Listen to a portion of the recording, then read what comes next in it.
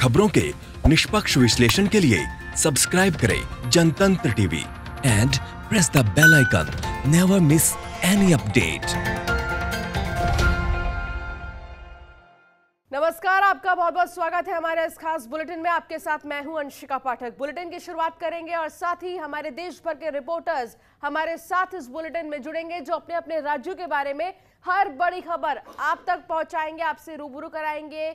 हर दिन क्या क्या होने वाला है और पूरे दिन किस खबर पर नजर रहेगी, चाहे वो राजनीतिक जगत की खबर हो, चाहे क्राइम की खबर हो या फिर कोरोना से जुड़ी खबर हो, हर खबर आप तक हमारे रिपोर्टर्स पहुंचाएंगे। इन तमाम चीजों को लेकर उनसे हम चर्चा भी करेंगे। साथ ही हर राज्य के मौजूदा हालात क्या हैं, इसके बारे में भी हम जानेंगे। तो आपको सीधे लिए चलते हैं हमारे रिपोर्टर्स के पास इस वक्त, जो हमारे साथ जुड़ चुके हैं। तमाम बातचीत भी हम करेंगे। तो जिस तरीके से ये सारे रिपोर्टर्स हमारे अलग अलग राज्य से जुड़ चुके हैं, सबसे पहले श्रीकांत प्रत्युष बिहार से रेजिडेंट एडिटर हमारे साथ जुड़े हुए हैं, और साथ ही हम आपको बता दें अरविंद पलावत राजस्थान से हमारे संवाददाता जुड़े हुए हैं, राधा कृष्ण त्रिपाठी जो हमारे साथ यूपी से जुड़े हुए हैं, तो वहीं मध्य प्रदेश से शरद व्यास हमारे संवाददाता हमारे साथ जुड़े हुए। तमाम रिपोर्टर्स आप तक हर बड़ी खबर पहुंचाएंगे अपने अपने राज्यों की। सबसे पहले मैं रुक करूंगी राधा कृष्ण त्रिपाठी का। उत्तर प्रदेश की क्या कुछ बड़ी खबरें हैं राधा कृष्ण, और किन खबर पर आज हमारी नजर रहने वाली है?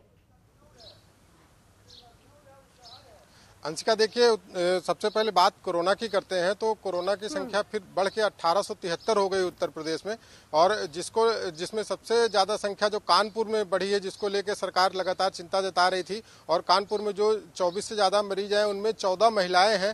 तो सरकार की चिंता इसलिए भी कानपुर को लेकर थोड़ी सी बढ़ी हुई है क्योंकि उसमें 14 महिलाएं हैं। इसके विशेषज्ञों को कहना है कि महिलाओं के ज्यादा संक्रमित होने का मतलब है कि कोरोना घर में दस्तक दे रहा है। तो एक कानपुर को लेकर के एक विशेष टीम भी आज गठित की जा सकती है। मुख्यमंत्री उसको लेकर के अभी मीटिंग जो टीम 11 की होगी उसमें कोई फैसला ले सकते हैं। दूसरा चीज, आगरा में आंकड़ा 376 पहुंच चुका है। और इसके अलावा जो कोरोना की चिंताजनक बात यह है वो ये है कि 5 नए जिले भी कोरोना संक्रमित हो गए हैं, जो अभी तक कोरोना संक्रमण से बाहर माने जा रहे थे, चाहे वो प्रयागराज हो, झांसी हो, प्रतापगढ़ हो, या मुख्यमंत्री का गृह जनपद गोरखपुर हो और अयोध्या हो। तो इस तरह से ये जो प्रसार है दूसरे जिलों में ये आ रहा है, ये एक परेशानी का सबब है।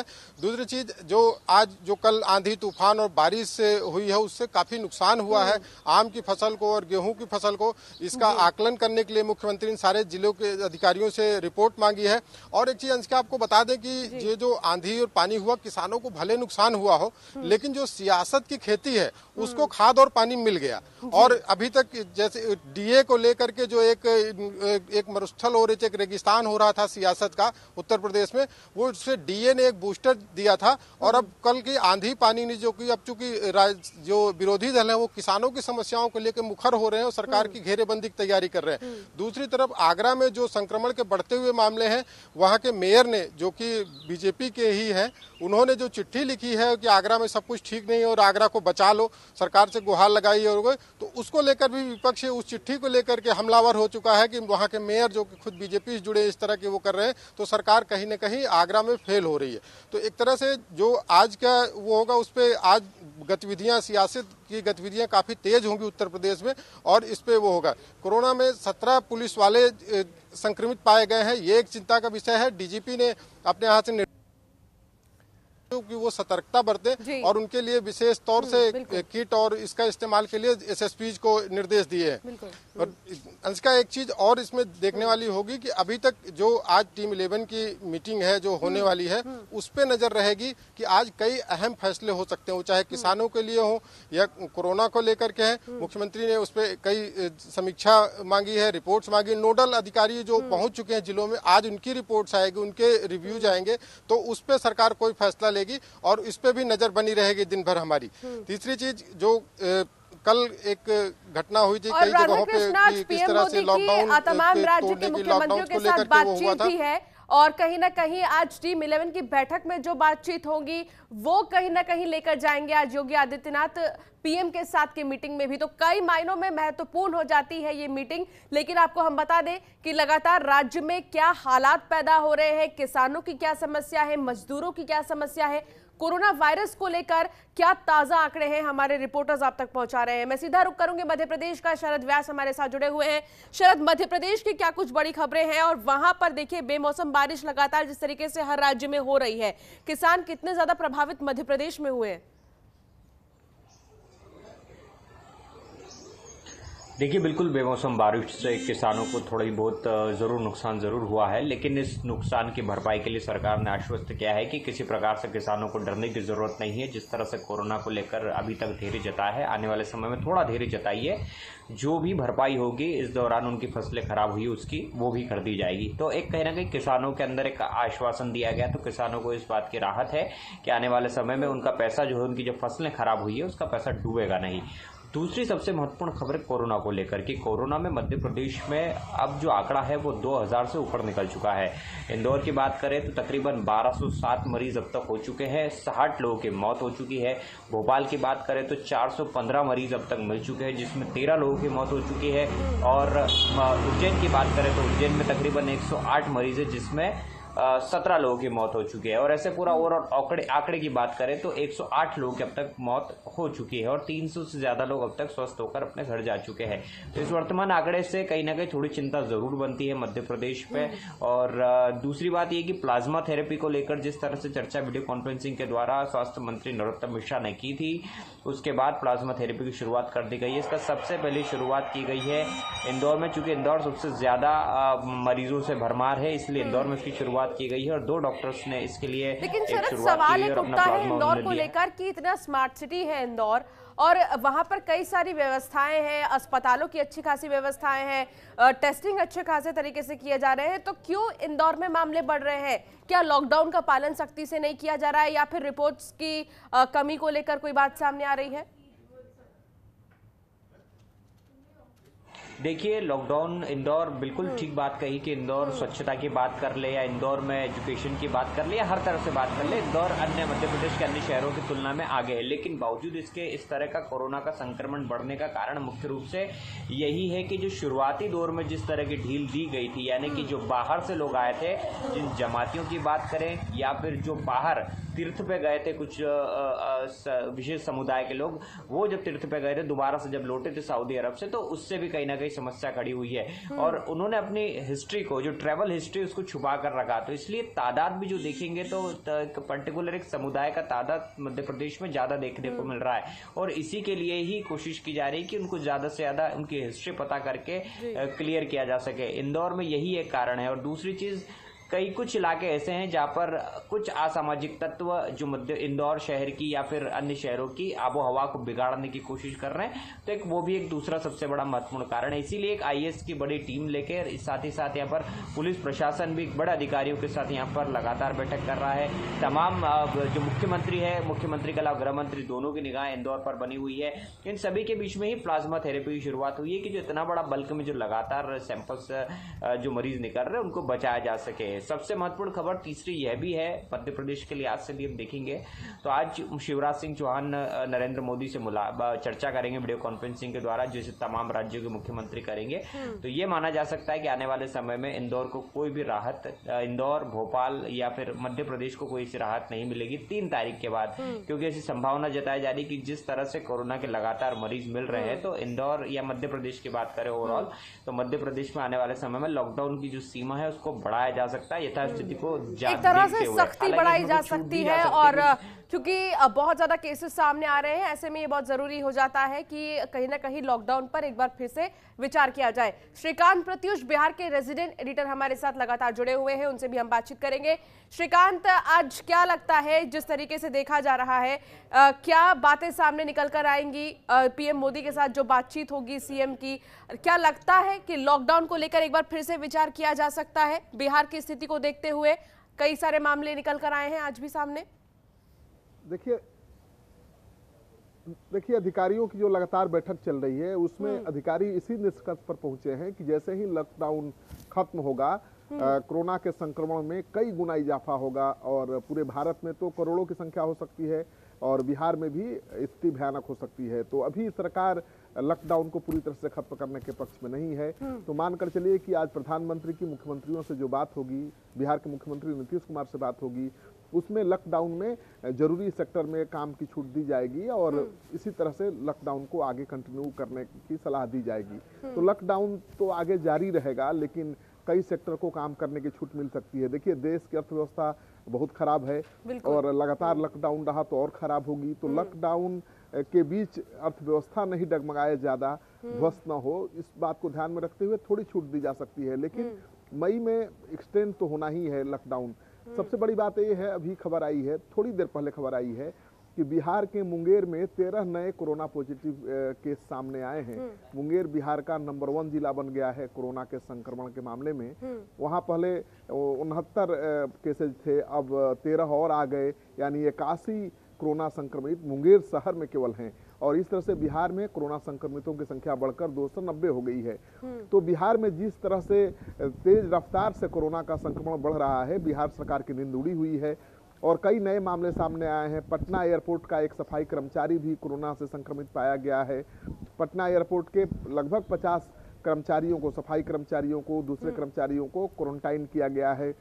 अभी तक एयरपोर्ट के किसी अधिकारी को क्वारंटाइन नहीं किया गया है, लेकिन आज दफ्तर खुलेगा पटना एयरपोर्ट का, तो हो सकता है कि अगर पॉजिटिव रिपोर्ट आई एयरपोर्ट के कर्मचारियों की तो अधिकारियों को भी क्वारंटाइन में जाना होगा। दूसरी सबसे बड़ी खबर यह है कि पटना के खाजपुरा इलाके का एक सब्जी विक्रेता पटना के लिए टेंशन बन गया है। वो कोरोना पॉजिटिव निकल गया है कि उसको पता ही नहीं है कि कितने लोगों को उसने सब्जी बेची है, किनके संपर्क में आया है, तो उसके चेन का पता लगाना सबसे मुश्किल काम हो गया है। तो बिहार में बहुत खतरनाक ढंग से कोरोना का संक्रमण बढ़ रहा है। इस बीच मंगल पांडे जो स्वास्थ्य मंत्री है, उन्होंने कहा है कि सिंगापुर से 2 अत्याधुनिक मशीनें मंगाई गई हैं, जिसकी वजह से कोरोना के सैंपल की जांच में तेजी आएगी। तो जांच जितनी ज्यादा होगी, मुझे लगता है कि संक्रमण के मामले उतने ही ज्यादा आएंगे, क्योंकि जांच की रफ्तार कम है, इसलिए संक्रमण कम दिख रहा है। लेकिन पिछले 5-6 दिनों में 3 गुना बढ़ा है संक्रमण का खतरा बिहार में। तो मानकर चलिए कि बिहार में भी स्थिति बहुत अलार्मिंग है और बिहार सरकार और स्वास्थ्य महकमे की नींद उड़ी हुई है। जी बिल्कुल श्रीकांत, देखिए जांच को लेकर तमाम सवाल तो खड़े हो रहे हैं कि जांच जितनी तेजी से होगी उतनी तेजी से सामने रिपोर्ट्स आएंगे, लेकिन इन सब के बीच हमें भी ये समझने की जरूरत है कि हम भी सोशल डिस्टेंसिंग का ध्यान रखें और कहीं भी किसी से ज्यादा संपर्क में ना आए। अरविंद पलावत के पास अब मैं सीधे चलूंगी, राजस्थान की ओर रुख करूंगी। अरविंद, राजस्थान की क्या कुछ बड़ी खबरें हैं और क्या लगता है किन खबरों पर आज हमारी नजर रहेगी? सुबह का जो मेडिकल रिपोर्ट है वो यहाँ पर जारी हो चुका है और 36 जो नए कोरोना पॉजिटिव है वो यहाँ राजस्थान में मिला है। इसके साथ ही जो कोरोना पॉजिटिव की संख्या है वो बढ़कर 2221 यहाँ पर हो चुकी है। 36 जो नए पॉजिटिव मिलने के बाद यहाँ पर कोरोना पॉजिटिव मरीज 2221 हो चुके हैं। साथ ही कल की यदि बात करें तो कल 100 से ज्यादा जो पेशेंट्स है यहाँ पर मिले थे। 102 कोरोना पॉजिटिव मरीज यहाँ पर कल सामने आए थे। और यदि आज की बात करें तो सबसे ज्यादा जो पेशेंट्स हैं वो जयपुर में आए हैं। जयपुर में 9 नए मरीज यहाँ पर आए हैं। राधाकृष्ण, मेरा सवाल आगरा को लेकर होगा। जिस तरीके से आगरा की स्थिति इस वक्त बनी हुई है, उसे कहा जा रहा है मिनी वुहान का नाम देना कहीं ना कहीं गलत नहीं होगा, क्योंकि लगातार आंकड़े सामने आ रहे हैं, लगातार मरीज संक्रमित हो रहे हैं कोरोना से। इलाज को लेकर सवाल खड़े हो रहे हैं, क्वारंटीन सेंटर को लेकर सवाल खड़े हो रहे हैं। क्या लगता है आगरा में कहां कमी आ रही है, किस चीज का फेलियर आगरा से सामने आ रहा है? जी देखिए अंशिका, आगरा में पहले भी मुख्यमंत्री भी इस पे चिंता जता चुके हैं और जो नोडल अफसरों ने रिपोर्ट भेजी है उसमें भी इस बात की हुआ है कि जो लॉकडाउन जिस तरह से पालन होना चाहिए लॉकडाउन का, पहली चीज तो लॉकडाउन का उस तरह से पालन नहीं हुआ शुरुआती दिनों में, और बाद के कुछ दिनों में जरूर कुछ सख्ती की गई, लेकिन तब तक ये अंदर के इलाकों में फैल चुका था और संक्रमण और अब उसके बाद जो व्यवस्थाएं की जा रही हैं उसमें भी उन चीजों को नहीं वो किया गया। एक तो जांच की कमी, जो कि खुद मेयर ने वहां के जताई कि यहाँ जांच की कमी है, जांच नहीं हो पा रही है, और जिन इलाकों में जहां पे जैसे जो हॉटस्पॉट एरिया है, जो हॉटस्पॉट इलाके हैं वहां पे भी लॉकडाउन जैसी स्थिति अभी भी देखने को मिली। कहीं पे कुछ भी भीड़ इकट्ठा हो रही है, पुलिस खदेड़ रही है, तो इस तरह से जो ये इस तरह का वो ये संक्रमण के लिए मुफीद है, संक्रमण फैल रहा है उसके। दूसरी चीज जो क्वारंटाइन करके लोग रखे गए हैं, कल एक रिपोर्ट आई थी, एक वीडियो वायरल हुआ था कि जो क्वारंटाइन करके उनके साथ जानवरों जैसा व्यवहार किया जा रहा है, उनको किस तरह से खाने पीने की चीजें जिस तरह से दी जा रही हैं वो अमानवीय मानवीय है, उस पर सभी ने चिंता जताई है। और इसके अलावा जो पूरे व्यवस्था है, जो पूरा सिस्टम है कोरोना को कंट्रोल करने के लिए आगरा का, वो संदेह जाहिर करता है उस पर बहुत अच्छा काम नहीं हो सका है। हालांकि जिलाधिकारी जो वहाँ के हैं पीएन सिंह, वो लगातार जगह जगह जा रहे हैं, दौरे कर रहे हैं, एक एक इलाके को देख रहे हैं, लेकिन जो निचले स्तर पे होना चाहिए, जो बिल्कुल जिस तरह की व्यवस्था होनी चाहिए उनको रोकना, वो नहीं हो पा रहा है। उस पर सरकार चिंतित है, मुख्यमंत्री चिंतित है और नोडल अधिकारी जो गए हैं उनकी रिव्यू में भी ये चीज सामने आई है। लेकिन सरकार की चिंता जो हो रही है, सामने आ रही है, उससे कहीं ना कहीं आम जनता की चिंता ज्यादा बढ़ गई है। जरूरत है तो व्यवस्थाओं पर ध्यान देने की इस वक्त। राधाकृष्ण, अब मैं सीधे चलूंगी मध्य प्रदेश, जहां हमारे संवाददाता हमारे साथ जुड़े हुए हैं शरद व्यास। शरद, जिस तरीके से हर राज्य से खबर सामने आ रही है क्वारंटीन सेंटर को लेकर कि वहां पर जिन मरीजों को रखा जा रहा है क्वारंटीन के लिए, उन्हें खाने की व्यवस्था अच्छे से नहीं दी जा रही है, उनको अच्छे से ट्रीट नहीं किया जा रहा है। मध्य प्रदेश के क्या हालात है, वहां के क्वारंटीन सेंटर में कैसी व्यवस्था दी जा रही है? देखिए, मध्य प्रदेश में और अन्य राज्यों की सभी की बात करें तो कुछ जगह ऐसी हो सकती है जहां पर छोटी मोटी चूक प्रशासन के द्वारा हो सकती है, क्योंकि जिस तरह से बल्क में मरीज मिल रहे हैं तो छोटी मोटी चूक एक प्रबंधन से होना स्वाभाविक सी प्रक्रिया है और हो भी सकती है, क्योंकि लगातार मरीजों की संख्या बढ़ रही है और जिस तरह की स्वास्थ्य व्यवस्थाएं प्रदेशों में है वर्तमान में, उसके अभाव में कहीं ना कहीं ये व्यवस्था चरमराना थोड़ी बहुत संभावनाएं बनती है। मध्य प्रदेश में भी कुछ जगहों पर इस तरह की शिकायतें आई है, हालांकि उसको दुरुस्त कर लिया गया, लेकिन प्रशासन ने इसका एक अल्टरनेट उपाय मध्य प्रदेश में निकाला हुआ था कि मध्य प्रदेश में जितने भी अस्पताल है, प्राइवेट हुए सरकारी अस्पताल, उन व्यवस्थाओं को सुचारू और व्यवस्थित करने के साथ साथ ही उन्होंने कुछ निजी होटल्स उन्होंने एक्वायर किए थे, कुछ गार्डन्स उन्होंने एक्वायर किए थे, जिसमें उन्होंने अस्थायी रूप से हॉस्पिटल्स बनाए हैं। उन अस्थायी रूप से हॉस्पिटल्स में उन जो मरीज हैं कोरोना के मरीज, उनको वहां पर क्वारंटाइन किया गया, साथ ही साथ उन्हें चिकित्सकीय व्यवस्था दी जा रही है। चूंकि अस्थायी है इसलिए वहां पर कुछ अव्यवस्थाएं हो सकती है। लगातार डॉक्टर्स अपना काम कर रहे हैं, 18 घंटे काम कर रहे हैं, काम करने के चलते उन डॉक्टर्स की भी जो क्षमताएं हैं वो कम हो रही है, तो कहीं ना कहीं इससे अव्यवस्था जरूर होती है। लेकिन सरकार की पूरी मंशा है कि कोई भी प्रदेश का, मध्य प्रदेश का हो या अन्य राज्यों के मुख्यमंत्रियों की या अधिकारियों की यही मंशा है कि कोई भी मरीज इस बीमारी से तड़प कर उसकी मृत्यु ना हो, बल्कि वो ठीक होकर अपने परिवार के पास स्वस्थ रूप से पहुंचे। और एक बार फिर से राज्य स्वस्थ, जो भी कोरोना संक्रमित मरीज है उसका जल्द से जल्द इलाज किया जाए और वो ठीक ठाक अपने घर जाए। श्रीकांत प्रत्युष हमारे साथ लगातार बने हुए। श्रीकांत, झारखंड की अगर हम बात करें तो क्या लगता है कि लॉकडाउन खोलने की इस वक्त इजाजत अगर दी जाएगी तो वहां की जनता इस चीज के लिए प्रिपेयर है, और अगर नहीं तो क्या उसके लिए भी प्रिपेयर है? देखिए, बिल्कुल नहीं। झारखंड में संक्रमण का खतरा बहुत ज्यादा बढ़ गया है। पिछले 10 दिन में 2 गुना कोरोना पॉजिटिव मरीजों की संख्या हो गई है। यानी 10 दिन पहले जो संख्या थी उसके 2 गुना संख्या बढ़ गई है। 83 कोरोना पॉजिटिव मरीज हो गए हैं और सबसे ज़्यादा बड़ा हॉटस्पॉट बना हुआ है राजधानी रांची का हिंदपीढ़ी इलाका, जहां पर 45 कोरोना पॉजिटिव मरीज हैं। तो मुख्यमंत्री हेमंत तो लगातार कह रहे हैं कि केंद्र का जो आदेश होगा, प्रधानमंत्री का जो आदेश होगा, उसका राज्य सरकार पालन करेगी। हालांकि झारखंड सरकार ये भी कह रही है कि उसके खजाने में पैसा नहीं है, राहत बचाव कार्य बहुत ज्यादा दिनों तक चलाना मुश्किल है। केंद्र सरकार से लगातार वो मांग कर रहे हैं कि उनको आर्थिक सहायता दी जाए। केंद्र सरकार ने दिया भी है लेकिन वो नाकाफी है मुख्यमंत्री हेमंत सोरेन के अनुसार।